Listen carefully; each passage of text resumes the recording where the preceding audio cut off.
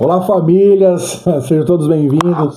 Uma ótima noite para todos vocês. Eu sou Júnior Buranello, sou psicoterapeuta, né? Tenho pós-graduação em saúde mental, trabalho com dependência química há um bom tempo, né? Atendo famílias, atendo dependentes químicos. E hoje mais uma quarta-feira especial, no qual nós vamos trabalhar. Achei um tema muito interessante essa semana, né? De um companheiro aí que partilhou nas redes sociais, tá? E é um cara que eu tenho um maior respeito por ele, o Cleberson Nogueira. E aí ele comentou de um tema muito interessante, que é uma dúvida de muitas famílias, tá? E eu acredito ser importante a gente trabalhar bastante sobre isso, porque nós que lidamos todos os dias com a dependência química, com o dependente químico, nós temos que entender como que a doença ela modifica a forma da pessoa sentir, agir, reagir, as ações, né, neutralizantes de movimentos comportamentais que a substância acarreta na mente desse ser humano, tá? Então, o tema deste vídeo, desta quarta-feira será que todo pedido de perdão do adicto é uma manipulação? Não sei se vocês viram aí, eu tô mudando o cenário cada semana. Semana que vem já vai ter uma outra pintura aqui, a minha sala de vídeos, minha sala de atendimentos, né? Não dá pra virar a câmera aqui, senão a gente perde o desfoque, mas tem aqui meu computador com todas as informações.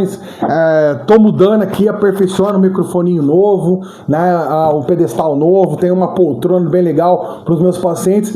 Tudo isso que a gente está adquirindo para melhorar o nosso ambiente, né, e para deixar mais bonitinho, para vocês familiares aí terem uma melhor, né, a gente estabelecer uma melhor comunicação, porque esse laço aqui entre o profissional e a família é muito importante, né? Mais uma vez eu agradeço as famílias do Amor Exigente que têm cada vez mais me acompanhado, mandado mensagem, tirando dúvidas, tanto no TikTok, aqui no YouTube, no Instagram, tá?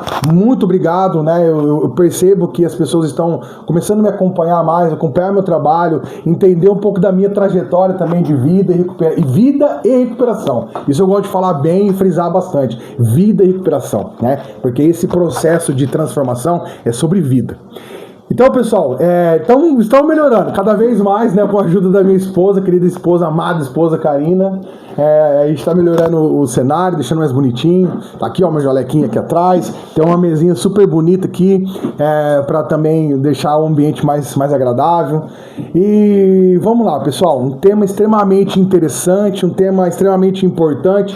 Dúvida de muitas mãezinhas, de muitos pais, de muitas esposas. Será que todo pedido de perdão desse adicto, desse dependente químico, é uma forma de manipulação? Nós precisamos entender o seguinte, que dentro do contexto da dependência química, por isso que eu falo bastante de entender os aspectos que a droga, né, aquilo que a droga acarreta à mente desse ser humano. Na dependência química, a droga ela vai agir em alguns setores, né, das áreas de comunicação neural, os neurônios, o sistema límbico, que é responsável pelas emoções e pelos impulsos, os estímulos, respostas emocionais, estão tudo ali no sistema límbico.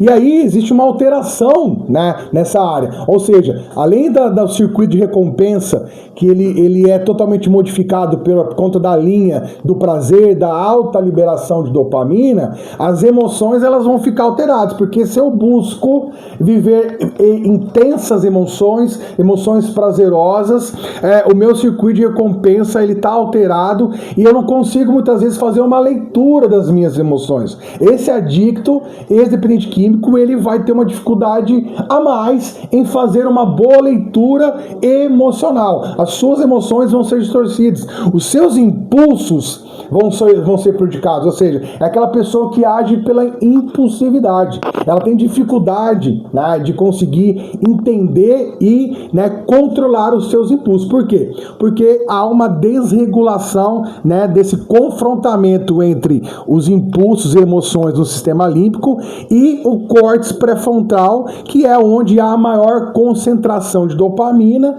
e é o responsável pelo controle controle, né, comportamental e pelo comportamento consciente. Quando você consegue elaborar um comportamento, uma ação muito mais padronizada, tendo respostas comportamentais dentro de um comportamento ético, dentro de um comportamento que segue regras, né, dentro de um comportamento que sabe fazer uma leitura empática sobre as pessoas. Então, esse adicto, ele, né, por conta do uso abusivo de substância, ele sofre essas alterações. Os impactos são nítidos. Então, só para você entender que muitas das vezes, né, quando esse dependente químico, e aí agora eu falo como profissional e como adicto em recuperação, alguns gritos de socorro, muitas das vezes eram verdadeiros, né? Eu me lembro perfeitamente que eu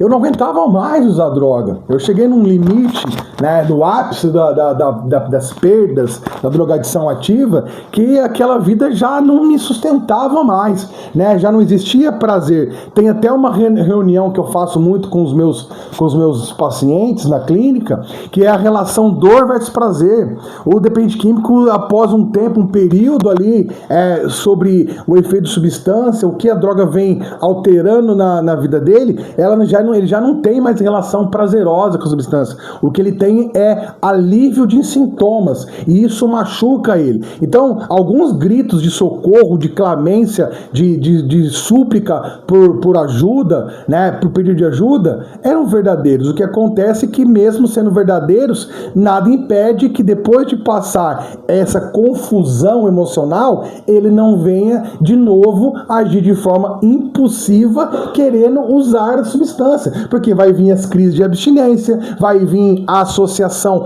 psicológica e emocional que ele faz com a droga. Tipo assim, vamos lá, vamos ser bem explícito aqui agora. Ele chegou no fundo do poço, usou toda a substância que podia usar, acabou os recursos emocionais, gastou todo o salário dele, aí ele chega em casa desesperado, a mãe já não aguentando mais, o pai já chamando ele de vagabundo, que você não presta, rapaz, você não serve. Aí ele vai, olha para aquilo ali e fala assim, pelo amor de Deus, eu não aguento mais, eu quero recuperação, né? Eu preciso de ajuda de vocês, mas eu não consigo, é muito forte, é mais forte que eu, por favor, me ajuda. E aí, beleza, você fala, não, vem cá, filho, tal, vai tomar um banho, a mãe vai preparar um jantar pra você, deita lá na sua cama, fica tranquilo. E aí passou um dia, passou 2, passou 3, essa recuperação, né, emocional começa a acontecer. E aí esse adicto que tá ali pela falta da substância, ele vai começar a sentir a falta da droga. E aí ele vai fazer essa associação novamente.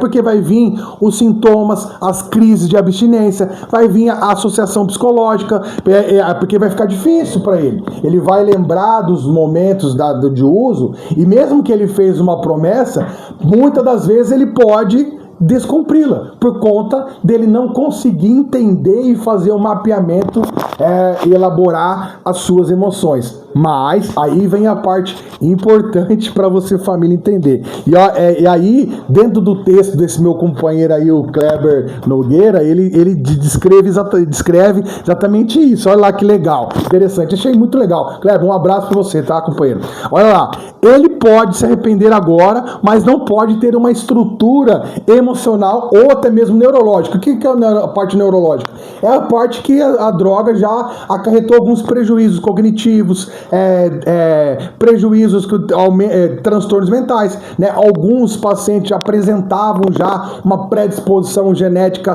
para o desenvolvimento de transtornos como esquizofrenia, né? E aí depressão, ansiedade, e ele não consegue ter o controle dos seus impulsos, prejudicado pelo córtex pré-frontal, essa ação-reação, sistema límbico e córtex pré-frontal, que é o controle inibitório dos seus comportamentos e o comportamento consciente. E aí, assim, às vezes, o perdão é usado como uma estratégia de manipulação, principalmente quando ele percebe que isso ainda vem funcionando para ganhar abrigo ou proteção, ou seja, a mente adicta, ela é tão insana, né, que o dependente químico ele começa a fazer uma leitura. Ele pode encontrar ali, mesmo que imperceptível no início, uma linha de conforto, no qual ele percebendo que você, todas as vezes que ele pede o perdão, você reage de uma forma a se abrir, a ser tênue, a ajudar, trazer ele para perto, o cérebro, né, disfuncional desse adicto pode perceber essa relação entre perdão e oportunidade de continuar usando. E aí ele ganha, né, ganha um abrigo ali, aonde as suas respostas vão possivelmente encontrar um motivo para continuar usando. E ele vai usar dessa possibilidade de recuperação como uma forma de manter-se em uso, né, continuar te enganando, continuar manipulando, continuar, né, você vai lá, perdoa, dá mais uma chance, dá ele de carregar de novo, e o cérebro ele vai se equilibrando, né, o cérebro do adicto vai se equilibrando entre começos e recaídos, porque todas as vezes ele utiliza do perdão para uma nova oportunidade de recomeçar até ele usar de novo. E aí descrevemos exatamente assim, mas é aí que entra, né, o olhar de discernimento da família. A chave não é julgar as emoções dele, mas observar os padrões. Se ele já está caindo num padrão no qual você percebe que passou dos limites da ajuda, comece a estreitar o repertório, que o seu sim começa a ter, o seu não comece a ter mais firmeza, que você comece a impor alguns limites, não aceite mais justificativas incabíveis e comece a estreitar o repertório dele. Quem quer mudar de verdade, mostra isso em atitudes consistentes. Quem só quer manter o vício, volta sempre com o mesmo discurso, né? E os mesmos comportamentos. O perdão pode ser sincero, mas sem limites claros, ele vira uma ponte para a recaída e não para a recuperação. Magnífico. Se você continuar perdoando sem um limite claro, né, desse perdão, ela vai continuar usando do seu perdão para não viver a recuperação. E quem realmente está cansado de usar a droga, chegou no seu fundo do poço, que nós chamamos aqui, ele vai começar a demonstrar um real motivo, mesmo que ele tenha uma dificuldade que nós compreendemos, e eu expliquei tecnicamente falando para vocês, dentro do contexto da neurociência, neurobiologia, como que as drogas alteram todo o circuito de recompensa, as emoções são alteradas, controle comportamental. Isso tudo não justifica o fato dele não querer executar. Ele tem dificuldades? Tem, beleza, entendi. Mas vamos lá, vamos para as ações, o que nós podemos fazer. E aí, como resume o texto, quem quer realmente viver a recuperação, vai lá, né, pega na mão de quem está oferecendo ajuda, e a ajuda é sempre da forma que você, familiar, impor, não é da forma que ele quer. Quem está pedindo ajuda, ele não tem em que impor regras. Eu vou só se for para ficar, eu vou internado só se for para ficar 1 mês, 20 dias. Não é assim. Você quer ajuda? Não, então eu vou te oferecer ajuda da forma que nós podemos. Você vai passar com um médico, um psiquiatra, tomar medicação. Se precisar, for chegando no nível avançado, vamos buscar uma internação e assim vai. Né? Então quem realmente quer ajuda não fica impondo regras e formas de ser ajudado. Simplesmente se entrega ao tratamento, se entrega ao processo. E mais uma vez, reforçando para vocês, famílias, observe os sinais, né? Como eu disse, só reforçando aqui no final, quem realmente está interessado em mudar de vida, não fica negociando com a doença, simplesmente se entrega, aceita a sua ajuda, e o seu perdão realmente é utilizado de forma saudável e efetiva, né? Com ações, execuções, atitudes. Pessoal, mais uma vez, muito obrigado, acho que tá ficando legal aqui o ambiente, porque agora eu tô me sentindo mais solto, a mesa tá de lado e fica mais legal de fazer o vídeo. É muito satisfatório, né? Toda semana vim fazer um tema diferente para vocês. Um grande beijo, muito obrigado, um grande abraço pessoal da Estrela da Manhã, nossa comunidade, nossa estrelinha, que eu tanto amo, né? Os meus pacientes lá, as famílias que nos acompanham. Obrigado, uma ótima semana a todos. Até semana que vem.